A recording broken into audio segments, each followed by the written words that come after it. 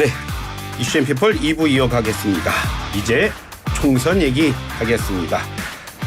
오늘 스튜디오에서 함께 얘기 나누실 분은 박원석 새로운 미래 책임위원입니다.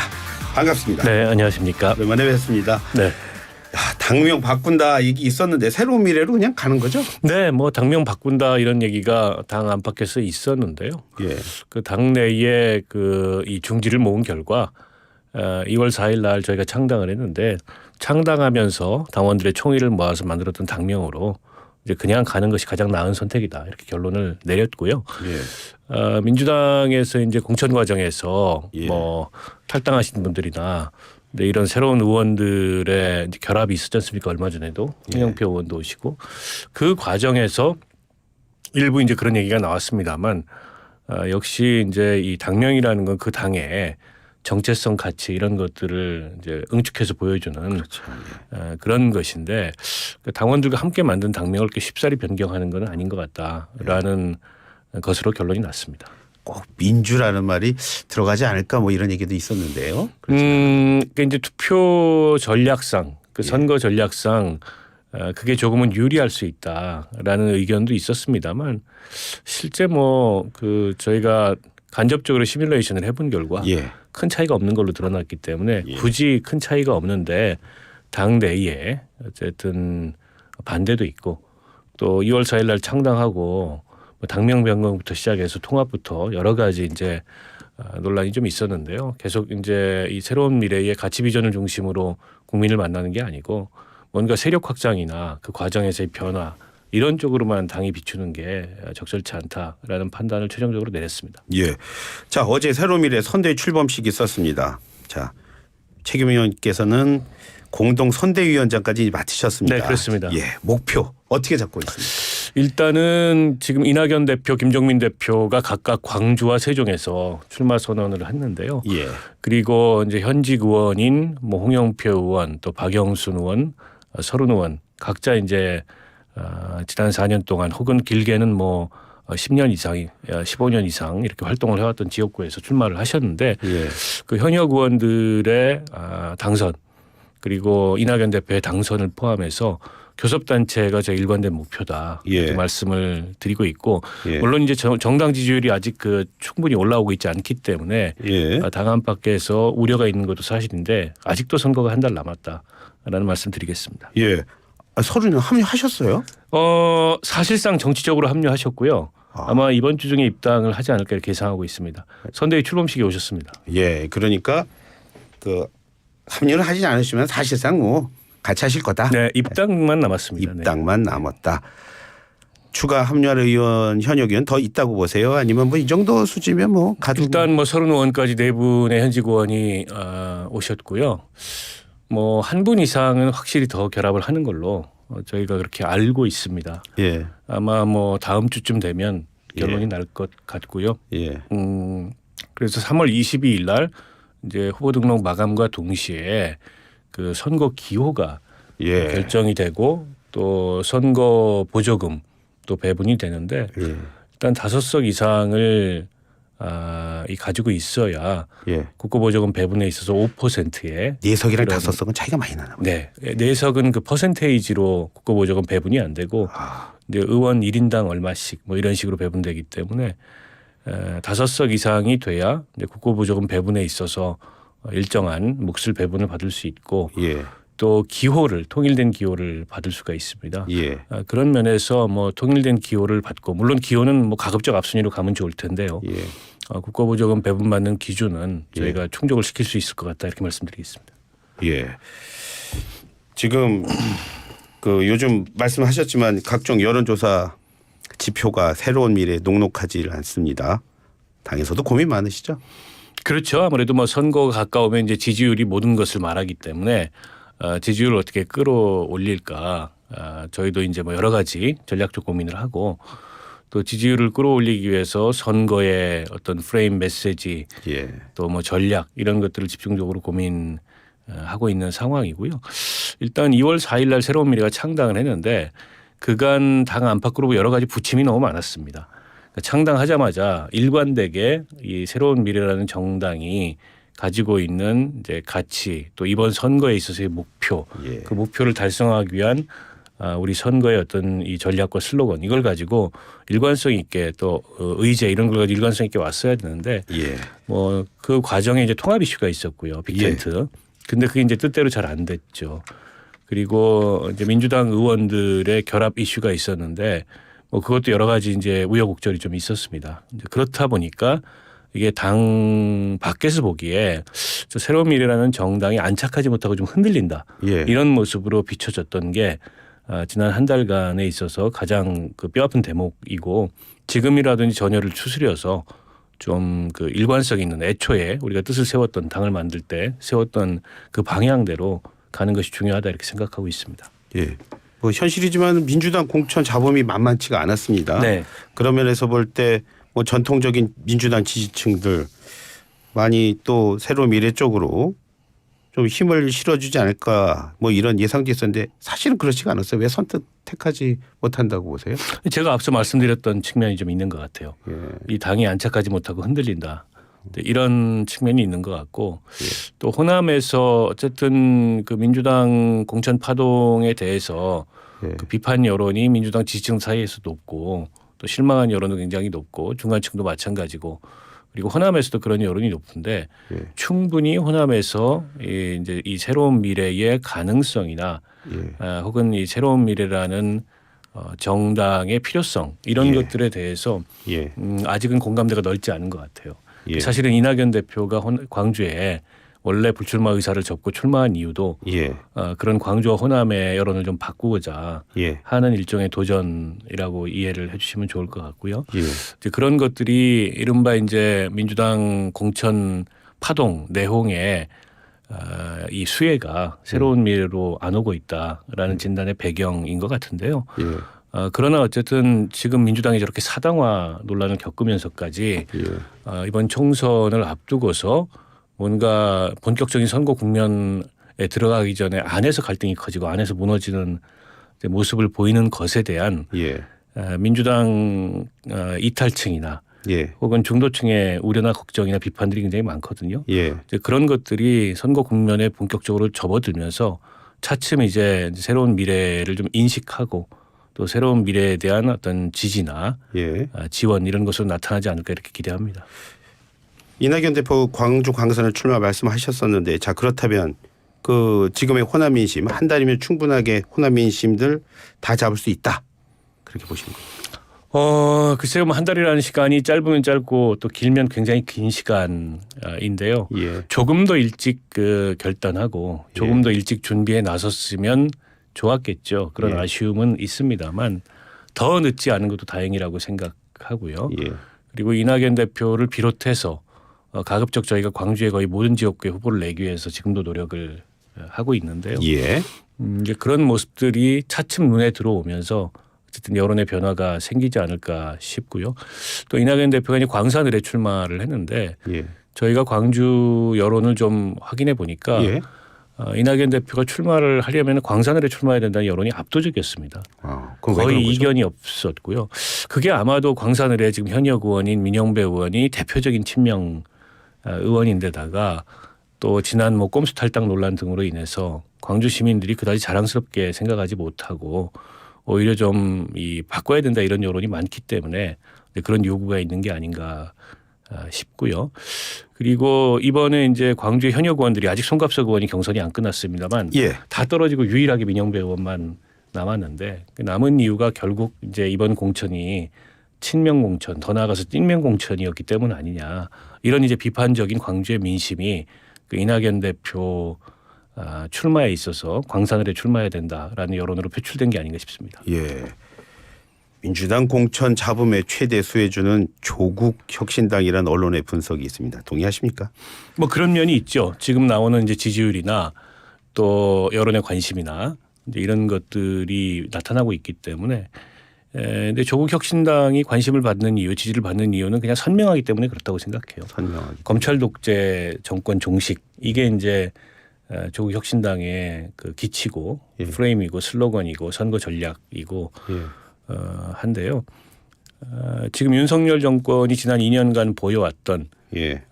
국정 운영에 대해서 비판적인 예. 또 야당의 지지자들 그 중에서도 일종의 이제 이 검찰 정권이라는 예. 그런 비판의 맥락에 동의하는 그런 유권자들의 표심이 적극적으로 움직이고 있는 것 같은데요. 다른 한편으로는 이제 조국 이 전 장관이 만든 저 정당에 대해서 여러 가지 비판적인 문제 제기도 있습니다. 조국 전 장관부터가 항소심에서까지 징역 2년을 받은 어떤 피고인이고 예. 사법 리스크를 안고 있는데 저렇게 정당을 만들어서 정치에 나서는 게 맞느냐. 게다가 뭐 황운하 의원을 포함해서 예. 그 당에 인재로 영입되거나 비례대표 국회의원으로 나서는 분들이 지난 정부 시절에 있었던 이러저러한 이슈로 인해서 재판을 받고 있거나 징계를 받았거나 예. 혹은 재판을 곧 받게 될 이런 처지에 있는 분들이 있기 때문에 이게 무슨 범죄자들 도피처냐 예. 그리고 피고인 연대냐 뭐 이런 비판들 또 한편으로 나오고 있고 예. 대표적으로 2030 예. 젊은 층의 민심은 사뭇 다른 것 같아요. 아하. 20대에서 조국 정당 지지율이 0%다 이런 결론도 나오지 않았습니까? 그거는 정치에 관심이 없어서가 아니라 지난 어쨌든 조국 전 장관의 입시 부정 그 사건을 보면서 이제 우리 젊은 층들이 기대했던 공정과 상식이라는 그런 기준이 현저히 어긋난 그것의 대명사로 예. 조국 전 장관을 인식하고 있는데 그분이 나서 저렇게 정당을 만들고 국회의원이 되겠다고 하는 게 일종의 본인들에 대한 2차 가해처럼 느껴지는 이런 점들이 있거든요. 때문에 그런 어떤 비판적인 민심이 선거 앞두고서 확산될 여지가 있기 때문에 끝까지 이 상황을 좀 봐야 된다 이렇게 저는 생각합니다. 조국형 신당이 그 민주당 지지층의 그 지지를 또 받는 게 선명하다는 말씀하셨는데 새로운 미래도 그럼 선명하면 될 텐데요. 그렇죠. 이제 새로운 미래도 마찬가지로 윤석열 정권 심판이라는 그런 그 이번 선거의 의미에 동의하고 예. 그러나 지금 이재명의 민주당으로는 윤석열 정권 심판을 못한다. 예. 저런 어쨌든 이른바 막장 공천, 예. 사천, 친명 횡재, 비명 행사 예. 이런 걸로는 윤석열 정권 심판이 어렵다라는 예. 점을 유권자들에게 저희는 설명을 하고 있고요. 예. 때문에 민주정치의 가치를 예. 다시 세울 수 있는 그런 어떤 역할을 새로운 미래에게 부여해 주십사라는 점을 설명을 드리고 있습니다. 그런 점에 있어서 뭐 저희도 선명하지 않다라는 건 아닌데 그러나 이 정당이라는 것은 어쨌든 정당이 내세우는 가치 비전 정책 이게 한국 사회의 현재의 모습을 투영해서 종합적이고 예. 그 정당이 어쨌든 그 이 지향점을 그렇게 설명을 할 수 있어야 되는데 검찰 독재 정권 종식 하나로 예. 뭐 선거는 치를 수 있을지언정 예. 그런 정당이 지속 가능할까 저는 그렇게 보지 않습니다. 그래서 조국 혁신당의 미래는 아마 민주당과의 통합일 거다 그렇게 예상을 하고 있습니다. 그 말씀하셔서 이 질문 드려볼게요. 오늘입니다. 오전에 조국 대표가 22대 국회에서는 한동훈 특검법 발의하겠다고 했는데 이건 잘한 전략이라고 보십니까?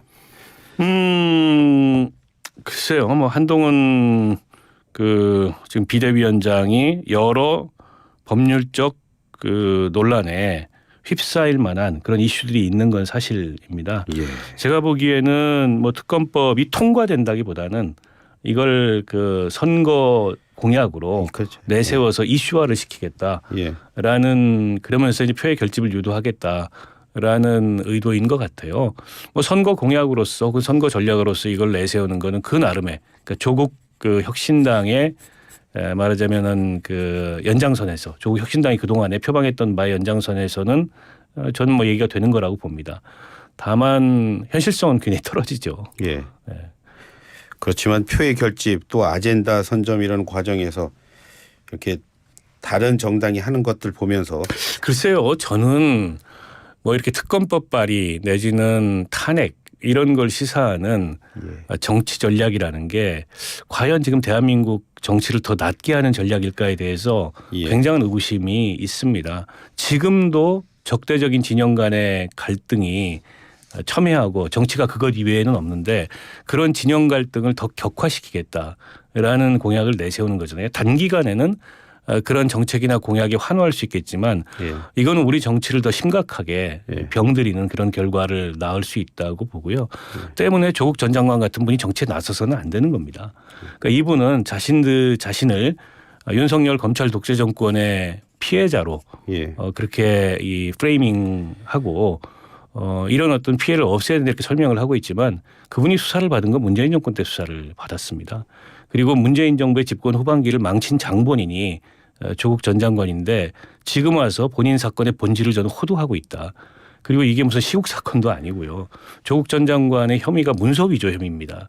어떻게 보면 굉장히 파렴치한 행위를 한 건데 본인의 그런 파렴치한 행위를 비법률적 수단으로 명예회복을 하겠다고 어떻게 보면 윤석열 정권에 실망하고 윤석열 정권의 검찰 통치에 비판적인 국민들을 호도해 가고 있는 거죠. 좋은 정치가 아닙니다. 예.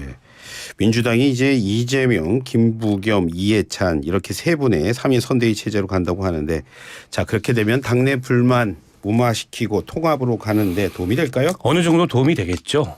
특히 이제 김부겸 총리 같은 경우에는 중도층에도 상당한 소구력이 있는 분이고 이분이 뭐 친명이거나 이런 정체성을 갖고 있는 게 아니었고 이번 공천에 대해서도 우려와 걱정의 목소리를 냈던 분인데 그럼에도 불구하고 지금 민주당 지지율이 떨어지고 있고 예. 총선에 뭔가 경고음이 켜진 이런 상황이기 때문에 나라도 나서야 되겠다라는 게 주는 메시지가 일정하게 있을 겁니다. 어떻게 보면 민주당 지지층 중에 과연 이래 가지고 선거를 제대로 치를 수 있을까 이런 불안감을 갖고 있던 지지층을 통합하고 다독이는 데는 어느 정도 도움이 되리라고 봅니다. 예. 공천 배제된 임종석 전 실장 그리고 또 낙마했습니다. 어제 박용진 의원 모두 민주당에 남아서 뭐 도움될 일을 하겠다 그렇게 얘기했는데 박 의원님은 두 분이 이런 결정할 거라고 예상하셨어요? 글쎄요, 뭐 두 분의 그 선택이고 결정이기 때문에 그에 대해서 뭐 평가를 하는 것은 제가 보기에 적절치 않고 어쨌든 그 정치적 책임까지를 본인들이 지는 거 아니겠습니까? 예. 그러나 과연 지금 이번 공천 논란에서 보이듯이 이재명 대표의 방탄을 위해서 당을 동원하고 심지어 공천권까지 동원하는 저 정당이 그런 김대중 전 대통령이나 노무현 전 대통령이 우리에게 보여줬던 그런 가치를 예. 보존하고 있는 정당이라고 할 수 있을까에 예. 대해서 아마 뭐 임종석 실장도 박용진 의원도 선뜻 그렇다고 말을 하지 못할 겁니다. 다만 그런 정당을 복원하기 위해서 예. 나는 어쨌든 어렵지만 남아서 뭔가 이 안에서 변화를 시도하기 위한 그런 노력을 하겠다 이런 생각인 것 같아요. 예. 뭐 그런 그 개개인들의 선택이나 결정은 뭐 그대로 존중을 합니다. 그러나 그 안에서 변화시키거나 바꿀 수 있을 가능성이 예. 얼마나 있을지에 대해서는 굉장히 회의적이고 특히 박용진 의원 같은 분을 하위 10%에 넣어서 저런 선거 결과를 맞이했다는 건 과연 민주당이 이번 총선을 무슨 생각으로 무슨 전략으로 임하고 있는지를 의심케 하는 그런 대목이고 많은 국민들이 의아해하거든요. 그럼에도 불구하고 저 내부에서 무엇인가 바꾸겠다. 제가 보기에 저는 뭐 바뀔 여지가 없다고 보는데 예. 또 이분들은 뭐 바꾸겠다라는 의지가 있으니까 남았겠죠. 그에 대해서야 뭐 제가 뭐라고 할 수 있겠습니까? 조국 혁신당 얘기가 처음에 나올 때만 하더라도 민주당에서는 좀 선긋기 하는 것 같았는데 요즘 보면 좀 많이 친해진 듯한 느낌을 받는데 왜? 그게 이런 것 같아요. 예. 그 검은 고양이든 흰 고양이든 쥐만 잘 잡으면 된다. 처음에는 선을 좀 그으려고 했는데 민주당의 비례연합당이 여러 가지로 그 논란도 많이 일어나고 있고 선뜻 지지가 글로 모이지 않고 있습니다. 그게 이제 그 순수한 민주당의 비례정당이라기보다도 일종의 시민사회나 혹은 진보당 혹은 뭐 기본소득당 이런 다른 정당들과의 연합공천 체제잖아요. 예. 거기에 대한 불만이 좀 있는 것 같고 그 불만이 오히려 조국 혁신당 쪽으로 가다 보니까 이재명 대표나 민주당 입장에서는 조국 혁신당은 현재 이재명 대표 체제를 조금 더 비판하지 않는 정당이거든요. 예.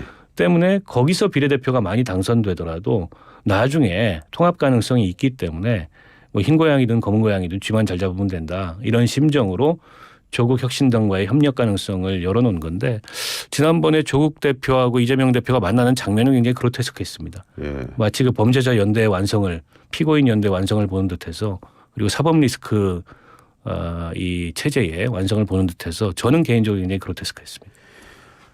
민주당 위성정장 비례대표 후보 1번이 유력하다는 그 전지의 그 금융정의연대 운영위원 말이죠.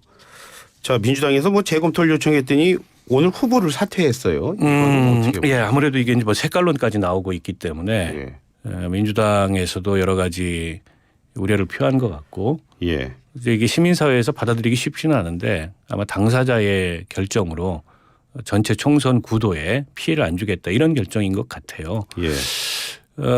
물론 저는 색깔로는 동의하지 않습니다. 그러나 지금의 이 현재 선거 제도를 유지하면서 또다시 위성정당이라는 꼼수를 양당이 동원하고 있는데 국민의힘은 아예 대놓고서 하청정당을 만들어버렸고 예. 민주당은 그 비판을 의식해서 조금 그걸 우회하려고 일종의 연합정당을 만들었는데 그러다 보니까 이게 이 예정돼 있던 어떤 구조적 불안정성인 것 같아요. 예. 일단 민주당의 후보들이라면 사전에 걸렀겠죠.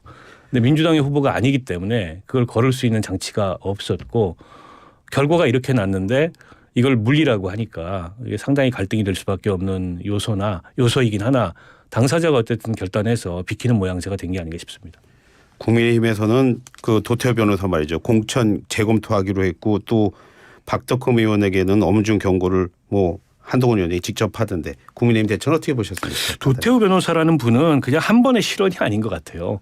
이분은 5.18에 대해서 굉장히 반헌법적이고 반역사적인 인식을 갖고 있는 분이고 상습적인 어떤 그런 발언을 했던 분이기 때문에 국민의힘이 그동안에 이른바 서진정책이라 그래서 김종훈 비대위원장 시절이나 이준석 대표 시절이나 광주 민심을 얻기 위해서 많이 노력했는데 일순간에 물거품이 될 수 있거든요.